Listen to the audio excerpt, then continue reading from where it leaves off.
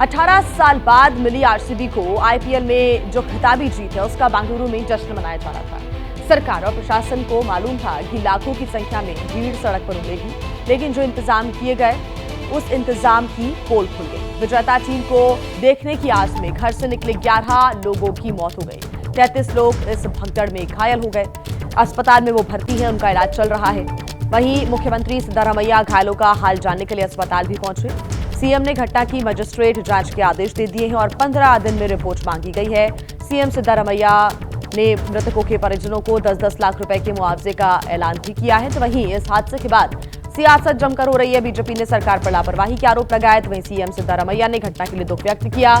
सिद्धारमैया ने कहा कि वो किसी का बचाव नहीं करेंगे। हाँ, भीड़ को आंकने में गलती हो गई। उम्मीद से ज्यादा लोग स्टेडियम में पहुंच गए थे। तो बीजेपी ने लापरवाही के आरोप यहां पर लगाए हैं। तो वहीं सीएम सिद्धारमैया ने हादसे पर दुख व्यक्त किया है और मजिस्ट्रेट जांच के आदेश भी यहां पर दे दिए गए हैं। चिन्नास्वामी स्टेडियम के बाहर बड़ी संख्या में लोग पहुंच रहे थे और फैंस पहुंचे थे। आरसीबी के भगदड़ हुई जिसमें 11 लोगों की मौत हो गई। 33 लोग अभी घायल बताए जा रहे हैं, जिनका अस्पताल में इलाज चल रहा है। कहां पर हुई है लापरवाही, ये बड़ा सवाल है। तो चिन्नास्वामी स्टेडियम में खौफनाक मंजर की आपको तस्वीरें हम दिखाते हैं। ये 6 तस्वीरें आपके सामने, 6 तस्वीरें महज ट्रेलर हैं। फैंस के सैलाब का जो समंदर चिन्नास्वामी स्टेडियम के बाहर आया था, उसमें ना जाने कितनी तस्वीरों का आना अभी भी बाकी है। जश्न मनाने आए फैंस के घरों में मातम छा गया। चिन्नास्वामी स्टेडियम से आई एक एक दर्दनाक तस्वीर लापरवाही की कहानी बयां करती है। स्टेडियम के बाहर कितनी ज्यादा भीड़ है उसकी तस्वीरें, गेट को तोड़ने की कोशिश यहां पर फैंस करते हुए भी नजर आ रहे थे। पेड़ पर फैंस चढ़ गए अपने खिलाड़ियों को देखने के लिए, उनकी एक झलक पाने के लिए पेड़ पर भी चढ़ गए। दीवार फांदते हुए फैंस नजर आए। पुलिस का लाठीचार्ज हुआ, भीड़ को नियंत्रित करने की कोशिश की गई और तबाही की निशानियां उसके बाद देखने को मिली। कैसे भगदड़ हुई और उसके बाद तबाही की निशानियां। और आपको एक तस्वीर दिखाते हैं। ये तस्वीर चिन्नास्वामी स्टेडियम के बाहर की तस्वीरें हैं, जहां पर भारी संख्या में जो समर्थक हैं वो जुटे हुए थे, पहुंच गए थे। अचानक से इतनी बड़ी संख्या में कई लोगों ने आरसीबी की जर्सी भी पहनी हुई थी। ये तस्वीरें आप देखिए, एक के ऊपर एक चढ़ते हुए लोग निकल के जा रहे हैं। आरसीबी की जर्सी पहना हुआ ये शख्स दूसरे शख्स को कुचलता हुआ आगे बढ़ने की कोशिश कर रहे हैं। ऐसे ना जाने कितने फैंस को भीड़ ने रौंद दिया, ना जाने कितनी मौतें इस तरह से दम घुटने की वजह से चली गई। दूसरी तस्वीर आपको दिखाते हैं चिन्नास्वामी स्टेडियम के बाहर की तस्वीरें, जहां पर फैंस की जो भगदड़ मची उसमें कई लोगों की मौत हो गई, घायल कई लोग हो गए हैं। कर्नाटक पुलिस कंधे पर लाद कर इन लोगों को अस्पताल ले जा रही थी, उसकी तस्वीरें, पुलिस घायलों को ले जा रही थी। हालात इतने ज्यादा भयावह हो गए थे कि इसके बावजूद फैंस का जमावड़ा चिन्नास्वामी स्टेडियम के बाहर नजर आ रहा था। लोग घायल हो रहे थे, लोगों की मौत हो रही थी, लेकिन उसके बावजूद भी भीड़ आउट ऑफ कंट्रोल हो गई थी। तीसरी तस्वीर देखिए, चिन्नास्वामी स्टेडियम के बाहर हालात कितने ज्यादा बिगड़ गए थे, ये तस्वीर उसकी गवाही है। पुलिस के साथ साथ यहाँ पर एसडीआरएफ की जो टीम है, मौके पर उन टीम्स को भी उतरना पड़ा एसडीआरएफ की। और चिन्नास्वामी स्टेडियम के बाहर घायल फैंस के रेस्क्यू ऑपरेशन की जो जिम्मेदारी वो एसडीआरएफ ने संभाली। आप देख रहे हैं तस्वीरें, आप इस शख्स की हालत देखकर अंदाजा लगा सकते हैं कि ये शख्स कितनी बुरी तरह से भीड़ की चपेट में आया। एक और तस्वीर आपको दिखाते हैं, ये चौथी तस्वीर देखिए। चिन्नास्वामी स्टेडियम भगदड़ से मौत और घायलों का आंकड़ा लगातार बढ़ता जा रहा है और दूसरी तरफ ये तस्वीरें लगातार सामने आ रही है। स्टेडियम के बाहर एम्बुलेंस बुलानी पड़ी, घायलों को एम्बुलेंस में लाद कर नजदीकी अस्पताल में भर्ती कराया गया। एम्बुलेंस यहां पर आती रही और जो घायल हैं उनको ले जाने का कार्य करती नजर आई। 5वीं तस्वीर सोशल मीडिया पर काफी वायरल है, जो चिन्नास्वामी स्टेडियम के बाहर की ही है। इन घायलों को ले जाने के लिए कोई एम्बुलेंस तक नहीं मिली, उन्हें वहां मौजूद लोग सीपीआर देते हुए नजर आ रहे थे। कहां तो जश्न मनाने की तैयारी हो रही थी, लेकिन जिंदगी की जान बचाने की यहां पर नौबत आन पड़ी। एक और तस्वीर आपके सामने, 6वीं तस्वीर, ये गवाही दे रही है कि कैसे चिन्नास्वामी स्टेडियम के बाहर भारी संख्या में लोग जुटे थे, क्योंकि जब लोग यहां से गए तो उनके जूते चप्पल बिखरे हुए पड़े हुए थे। गेट के बाहर लोग चप्पल जूतों को ढूंढकर शायद अपनों की पहचान में जुटे हुए थे। स्टेडियम पहुंचे, ना जाने कितने लोग अपनों से बिछड़ गए, कितनों ने ना जाने अपनों को हमेशा हमेशा के लिए खो दिया। और इस वक्त कई लोग अस्पताल में भर्ती हैं जो कि गंभीर स्थिति से जूझ रहे हैं। तो देखिए, चिन्नास्वामी स्टेडियम के बाहर मौत की जो भगदड़ मची, उससे ठीक पहले का मंजर भी हम आपको दिखाते हैं, जिसने इस पूरी भगदड़ की स्क्रिप्ट लिखी। इन तस्वीरों को आप ध्यान से देखिए। चिन्नास्वामी स्टेडियम में खिलाड़ियों के पहुंचने से पहले ही खचाखच ये स्टेडियम भरा हुआ था। बाहर मौजूद कई भारी संख्या में मौजूद फैंस अंदर पहुंचने की कोशिश कर रहे थे। तस्वीरें आप देखिए, सुरक्षा कर्मियों ने गेट पर ताला लगा दिया था, फिर भी फैंस एक दूसरे को धक्का देकर गेट को खोलते हुए नजर आ रहे थे। कई फैंस पेड़ पर चढ़ गए, दीवार फांदकर स्टेडियम में घुसने की कोशिश करते नजर आए। हालात नहीं संभले तो कर्नाटक पुलिस ने फैंस पर लाठीचार्ज भी किया। यहां पर पुलिस के साथ भी जो नोकझोंक है वो यहां फैंस की होती हुई नजर आ रही थी। ये लगातार फैंस अपील कर रहे थे, गुजारिश कर रहे थे, बहस हो रही थी कि उनको अंदर जाना है, लेकिन पुलिस की तरफ से कह दिया गया था कि अंदर जो स्टेडियम है वो पूरा भर चुका है। लेकिन उसके बावजूद भी फैंस गेट को तोड़ के आगे बढ़ना चाहते थे। अब तक क्या कुछ हुआ है आपको बता देते हैं। चिन्नास्वामी स्टेडियम में जश्न चल रहा था। आरसीबी की जीत का जश्न यहां पर मनाया जा रहा था। स्टेडियम के बाहर भारी भीड़ उमड़ी। 2 से 3 लाख लोग स्टेडियम के बाहर पहुंच गए। ये बड़ी संख्या देखिए, 2 से 3 लाख लोग स्टेडियम के बाहर पहुंच गए, लेकिन स्टेडियम की क्षमता 35,000। स्टेडियम के गेट बंद कर दिए गए थे। फैंस ने स्टेडियम में जाने की कोशिश की, प्रशंसकों ने गेट तोड़ने की कोशिश की। पुलिस ने फैंस पर लाठीचार्ज किया और लाठीचार्ज के बाद भगदड़ मच गई। इस भगदड़ में अब तक 11 लोगों की मौत की जानकारी है, तो वहीं 33 लोग घायल बताए जा रहे हैं, जिनका अस्पताल में इलाज चल रहा है। सरकार ने मजिस्ट्रेट जांच के आदेश दे दिए हैं। 10-10 लाख रुपए के मुआवजे का भी सरकार की तरफ से ऐलान किया गया है। और आपको हम भगदड़ की पूरी टाइमलाइन भी बता देते हैं। ये टाइमलाइन आपको दिखाते हैं, जिससे ये मालूम चलता है कि आखिर भगदड़ कैसे और कब कब जो स्थितियां हैं वो यहां पर खराब होती हुई नजर आई। 4 मई दोपहर 2:45 की बात करें तो रॉयल चैलेंजर्स बेंगलुरु की टीम HAL एयरपोर्ट पर पहुंची थी और इसके बाद टीम ताज होटल गई। शाम 4:30 बजे का समय, जब स्टेडियम के पीछे वाले गेट पर अचानक से भगदड़ मची। काफी बड़ी संख्या में लोग यहां पर पहुंचे। 4:30 बजे शाम को आरसीबी की टीम विधानसभा पहुंची थी, जहां पर मुख्यमंत्री और राज्यपाल ने टीम का स्वागत किया। 6:10 पर टीम चिन्नास्वामी स्टेडियम पहुंची और शाम 6:30 बजे कार्यक्रम खत्म होने के बाद ये टीम वहां से बाहर निकली।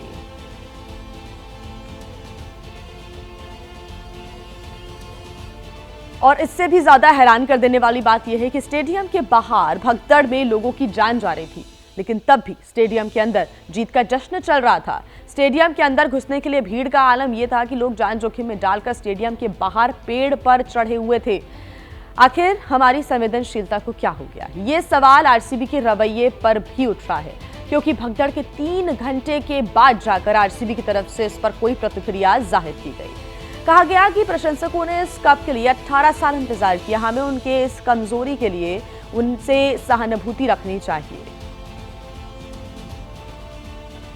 तो भगदड़ की टाइमलाइन हम आपको दिखा चुके हैं। अब आपको बताते हैं कि भगदड़ के हालात कहां पर और कैसे बने। दरअसल कब्बन पार्क मेट्रो स्टेशन से स्टेडियम की तरफ जाने वाले रास्ते पर काफी भीड़ हो गई थी और यहीं पर मची भगदड़। दोनों के बीच दूरी करीब सिर्फ 50 मीटर की ही है। ऐसे में गेट नंबर 2AB और 6AB और 17 पर यह भगदड़ मची है। भीड़ ज्यादा होने पर स्टेडियम के गेट्स बंद कर दिए गए थे। भीड़ दीवार पर चढ़ने लगी, दीवार फांदकर अंदर घुसने की कोशिश करने लगी और इस दौरान पुलिस ने भीड़ को नियंत्रित करने के लिए लाठीचार्ज किया। कई लोग बैरिकेडिंग के नीचे भी दब गए और यहां वहां भागने के चक्कर में लोग एक दूसरे को कुचलते हुए आगे बढ़ने लगे और इसी वजह से लोगों की मौत हो गई। इधर भगदड़ को लेकर कई सवाल खड़े हो रहे हैं। बेंगलुरु में इस मौत की भगदड़ का आखिर जिम्मेदार कौन है, ये बड़ा सवाल। क्या प्रशासन को इतनी भीड़ का अंदाजा नहीं था? क्या भीड़ को संभालने के लिए उपाय नहीं किए गए थे, क्योंकि मालूम था कि जश्न होगा तो बड़ी संख्या में लोग पहुंचेंगे? तो क्या कोई भी इंतजाम नहीं थे? क्यों भारत में हम बार बार होने वाली भगदड़ को रोक नहीं पाते? क्योंकि ऐसा पहली बार नहीं हुआ, इसके पहले भी कई भगदड़ के मामले सामने आ चुके हैं और हर बार भगदड़ होती है, भगदड़ के बाद सवाल उठते हैं और सरकारें जांच की बात करती हैं। इस बार भी यही परंपरा निभाई जा रही है, लेकिन उनसे पूछिए जिन्होंने अपनों को खो दिया एक बार फिर से भगदड़ में। यहां सवाल हमारे भीड़ प्रबंधन के तरीकों पर भी अब उठ रहे हैं। कहना गलत नहीं होगा कि हम अब तक जो क्राउड मैनेजमेंट है वो सीख ही नहीं पाए हैं। जी हां, कल स्टेडियम के बाहर भीड़ बढ़ने से भगदड़ मची। कभी कोई मेला लगता है तो भगदड़ मच जाती है और लोगों की जान चली जाती है। कभी किसी कथा या फिर सत्संग में भीड़ बढ़ने पर भगदड़ हो जाती है, उसकी तस्वीरें भी हमने देखी। यहां तक कि मंदिरों में दर्शन के लिए भी कई बार इतनी ज्यादा भीड़ हो जाती है कि वहां पर भी भगदड़ मच जाती है और दर्शन करते करते लोगों की जान तक चली जाती है इस भगदड़ में। बसेस, ट्रेनों में भगदड़ मचने से, रेलवे स्टेशन पर भगदड़ मचने से लोगों की जान चली जाती है। वहीं कर्नाटक के मुख्यमंत्री सिद्धारमैया ने बेंगलुरु हादसे की तुलना प्रयागराज कुंभ में हुई भगदड़ से की। सिद्धारमैया ने कहा कि वो इस घटना के बाद किसी का बचाव नहीं करते, लेकिन इस पर सियासत नहीं होनी चाहिए। ಬೇಕಾದಷ್ಟು ಕಡೆ ನಡೆದಿದ್ದಾವೆ, ಆದರೆ ನಾನು ಎಲ್ಲನೂ ಈಗ ಡಿಫೆಂಡ್ ಮಾಡ್ಕೊಳ್ಳೋಕೆ ಹೋಗಲ್ಲ. ಅಲ್ಲಿ ನಡೆದಿದ್ದಾವೆ, ಹಿಂದೆ ನಡೆದಿತ್ತು, ಇದರಲ್ಲಿ ಕುಂಭಮೇಳದಲ್ಲಿ ನಡೆದಿತ್ತು ಅಂತ ಹೇಳಿ ಇಲ್ಲಿ ಡಿಫೆಂಡ್ ಮಾಡ್ಕೊಳ್ಳೋಕೆ ಹೋಗ್ತಾ ನಾನು ಹೋಗಿದ್ದೀನ. ಕುಂಭಮೇಳದಲ್ಲಿ ಎಷ್ಟು ಒಂದು 50-60 ಜನ ಸತ್ತಿದ್ರು. ಶಾರ್ಪಿಡಿ ಯಾರು ಯಾರು ನಾನು ಟೀಕೆ ಮಾಡಿದ್ನ? ನಾನು ಟೀಕೆ ಮಾಡಿದ್ನೇನ್ರಿ? ನಾನು ಟೀಕೆ ಮಾಡಿದ್ನ? ಯಾರು ಮಾಡಿದ್ದವರು? ಕಾಂಗ್ರೆಸ್ನಿಂದ ಬೇರೆ. ನಾನು ಮಾಡಿದ್ನ? ನಾನು ಮಾಡಿದ್ನೇನ್ರಿ? ಸರ್ಕಾರದಿಂದ ಮಾಡಿಲ್ಲ, ಕರ್ನಾಟಕ ಸರ್ಕಾರ ಮಾಡಿಲ್ಲ. तो कर्नाटक के मुख्यमंत्री ने क्या कहा वो आपने सुना, लेकिन इसके बाद से लगातार सियासी प्रतिक्रियाएं सामने आ रही है। एआईएमआईएम के प्रमुख असदुद्दीन ओवैसी और आरजेडी के नेता तेजस्वी यादव ने क्या कुछ कहा है वो भी सुनवाते हैं। 12 लोगों की मौत की इत्तलात है, बड़ी अफसोसनाक खबर है, दर्दनाक खबर है। ये खुशी के मौके में इस तरह से स्टैम्पीड में, भगदड़ में लोगों की मौत हुई है और वहाँ की एडमिनिस्ट्रेशन को ये देखना पड़ेगा कि ऐसा क्यों हुआ और कौन जिम्मेदार है उसका। ये बड़ी अफसोसनाक बात है, बस तकलीफदेह बात है कि ये सरकार को देखना चाहिए।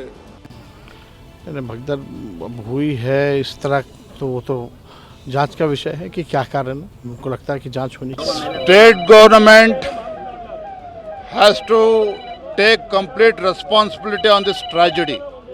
Without any proper preparedness, state government's urgency to organize victory rally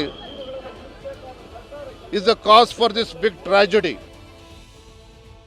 अलग अलग पार्टियों की क्या प्रतिक्रिया रही वो आपने सुनी, लेकिन देखिए चिन्नास्वामी स्टेडियम के बाहर हुई भगदड़ ने पूरे देश को एक बार फिर से झकझोर कर रख दिया है। बीसीसीआई से जुड़े तमाम अधिकारी भी इसको लेकर सदमे में हैं, जिनका मानना है कि विक्ट्री परेड के दौरान जरूरी एहतियात बरते जाने चाहिए थे। किसी को अपेक्षा नहीं थी कि इस तरह की घटना होगी, क्योंकि लीग के मैचेस में इस तरह भीड़ उमड़ पड़ेगी लाखों लोगों की और इस तरह भगदड़ हो जाएगी और लोग मारे जाएंगे, हमने सोचा भी नहीं था। जहां भी मुख्यमंत्री जाते हैं, मैं मानता हूं कि वहां तो प्रोटोकॉल ऐसे तय किए जाते हैं कि कितनी भीड़ आएगी, कैसे उनको देखा जाएगा और नियंत्रित किया जाएगा। अब क्या कारण रहे होंगे उसमें मैं नहीं जाना चाहूँगा।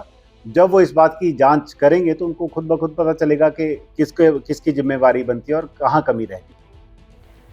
पीएम मोदी ने बेंगलुरु में मची भगदड़ पर दुख व्यक्त किया है और सोशल मीडिया प्लेटफॉर्म पर उन्होंने पोस्ट साझा किया। लिखा है कि बेंगलुरु में हुई दुर्घटना बहुत ही दुखद है। इस दुखद घड़ी में मेरी संवेदनाएं उन सभी लोगों के साथ है जिन्होंने अपने प्रियजनों को खो दिया है। मैं प्रार्थना करता हूं कि जो लोग घायल हुए हैं वो जल्द स्वस्थ हो जाएं। तो वहीं राहुल गांधी ने भी सोशल मीडिया प्लेटफॉर्म एक्स पर पोस्ट कर दुख व्यक्त किया है। लिखा है राहुल गांधी ने कि आरसीबी की आईपीएल जीत के जश्न के दौरान बेंगलुरु के चिन्नास्वामी स्टेडियम के पास हुई दुखद भगदड़ दिल दहला देने वाली है। मैं उन परिवारों के प्रति संवेदनाएं व्यक्त करता हूं जिन्होंने अपने प्रियजनों को खो दिया। सभी घायलों के शीघ्र और पूर्ण स्वस्थ होने की मैं कामना करता हूं। दुख की इस घड़ी में मैं बेंगलुरु के लोगों के साथ खड़ा हूं।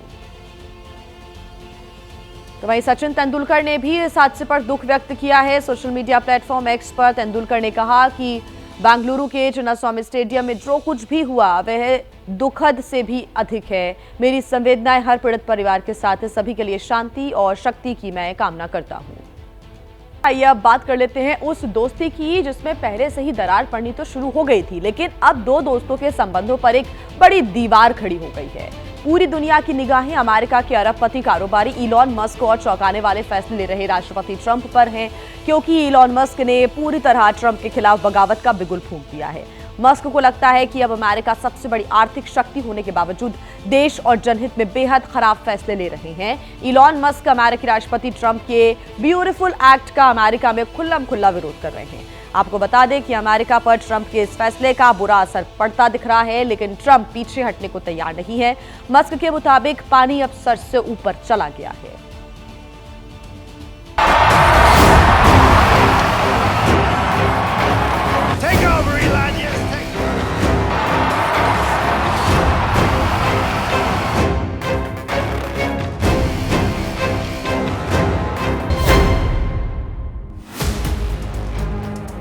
ये कुछ दिनों पहले तक के गहराते रिश्तों की तस्वीरें हैं। अमेरिकी राष्ट्रपति डोनाल्ड ट्रंप के दोबारा राष्ट्रपति चुने जाने पर सबसे ज्यादा उछलकूद करने वाला जो शख्स था,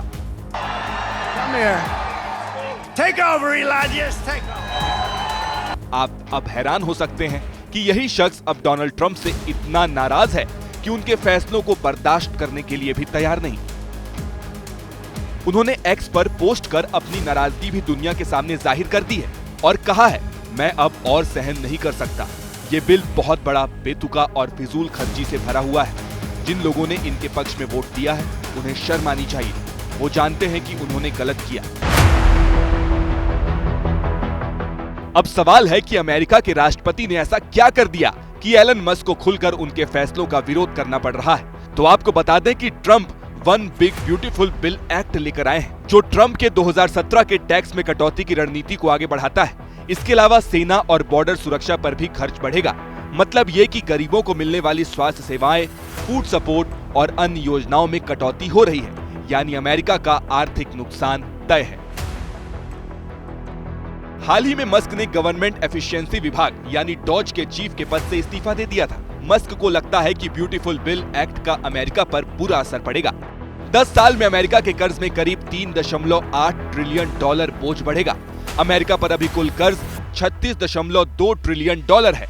ट्रंप इन दिनों ना दुनिया की परवाह कर रहे हैं, ना ही अपने बुरे दिनों के साथियों की। ऐसे में व्हाइट हाउस की प्रेस सेक्रेटरी कैरोलिन लीविट ने भी राष्ट्रपति ट्रंप की ओर से साफ कर दिया है कि भारत के जवाब में पाकिस्तान ने जो टीम अमेरिका भेजी है उसका हाल देखें आप। पाकिस्तानी टीम की पहली परफॉर्मेंस रिपोर्ट आ गई है सामने और इस टीम के नेता हैं बिलावल भुट्टो।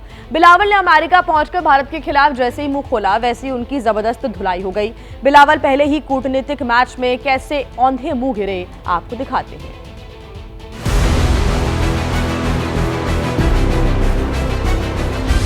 तस्वीर नंबर 1, वॉशिंगटन डीसी में शशि थरूर की नेतृत्व वाली टीम इंडिया। तस्वीर नंबर 2, न्यूयॉर्क में यूनाइटेड नेशन के मुख्यालय में बिलावल के नेतृत्व वाला पाकिस्तानी डेलीगेशन। वैसे तो इन दोनों तस्वीरों में कोई तुलना हो ही नहीं सकती। कहां तो विदेश मामलों में महारत है शशि थरूर और कहां आतंकियों के बोल बोलने वाले बिलावल भुट्टो। कल तक सिंध की दरियाओं में हिंदुस्तानियों का खून बहाने की बात करने वाले बिलावल भुट्टो शांति के मंच यानी यूनाइटेड नेशन में नजर आए। आतंक को पनाह देने वाले पाकिस्तानी हुक्मरान को शांति के मंच पर जगह देना ही सवालों में है। इन सवालों को सही साबित करने में बिलावल ने देर भी नहीं लगाई। पहले यूनाइटेड नेशन में बिलावल का विलाप सुनिए। India launched illegal strikes within Pakistan in violation of the UN Charter, in violation of international law. They targeted civilian infrastructure, they targeted religious worship places.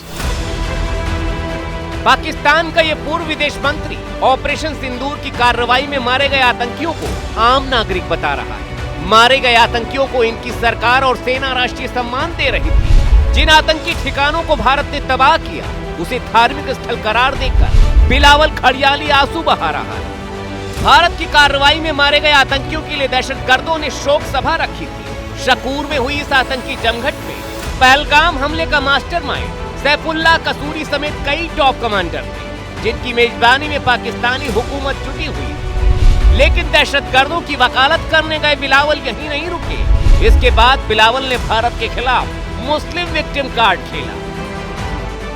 You cannot take on terrorism. You cannot combat terrorism if you're going to use it as a political tool. a political tool to demonize the Muslims within your own country, a political tool to demonize the Muslims in Indian-occupied Kashmir, and as a political tool to demonize your neighbor. Bilawal के बयान के बाद सवाल जवाब का दौर शुरू हुआ। वहां मौजूद पत्रकार ने बिलावल को ऑपरेशन सिंदूर की याद दिलाई और मौके पर ही बिलावल के धार्मिक उत्पीड़न के दावे का पोस्टमार्टम कर डाला। Let me start with a statement you made today, saying that the recent terrorist attack in Kashmir is being used as a political tool to demonize Muslims in India. Sir, I have watched the briefings on both sides, and as far as I recall, there were Muslim Indian military officers who were conducting the briefing on the Indian side. ये सुनते ही बिलावल भुट्टो के चेहरे की हवाइयां उड़ गईं। पत्रकार की बात को उन्होंने पूरा भी नहीं होने दिया और पत्रकार की हाँ में हाँ मिलाने लगे। As far as the operation is concerned, you're absolutely right. Bharat ने 6-7 मई को पाकिस्तान के खिलाफ ऑपरेशन सिंदूर लॉन्च किया। देश को ऑपरेशन की जानकारी देने वाली 2 महिला अधिकारियों में कर्नल सोफिया कुरैशी थी। पाकिस्तान में कहां-कहां आतंकी ठिकानों को उड़ाया गया, ये भी कर्नल सोफिया ने ही बताया। धार्मिक कार्ड खेलकर बिलावल भुट्टो भारत के खिलाफ मुसलमानों को खड़ा करने की कोशिश में, लेकिन बिलावल को शायद जानकारी ना हो। पाकिस्तान में जितनी मुस्लिम आबादी है, करीब उतनी ही भारत में भी है। पाकिस्तान में अल्पसंख्यकों के हालात दयनीय है और भारत में अल्पसंख्यक सुरक्षित है। भारत की जो 7 डेलीगेशन टीमें दुनिया भर में गई, उनके 59 सदस्यों में से 11 मुसलमान हैं, जो दुनिया भर में पाकिस्तान को बेनकाब कर रहे हैं। Pakistan is the epicenter of Takfirism, and there is no difference of ideology between the terrorist groups in Pakistan and Daesh and in Al-Qaeda. Diplomacy से लेकर रणनीतिक मोर्चे पर भारत ने पाकिस्तान को लताड़ लगाई है, उससे वो सहमा हुआ है। सिंधु समझौता स्थगित होने के बाद पाकिस्तान में पानी का संकट गहरा गया। बिलावल ने गिड़गिड़ाते हुए ये बात भी बताई। The most recent front that India has opened in the context of this crisis is the weaponization of water. The violation of the Indus Water Treaty by the Indian government must be condemned across the board.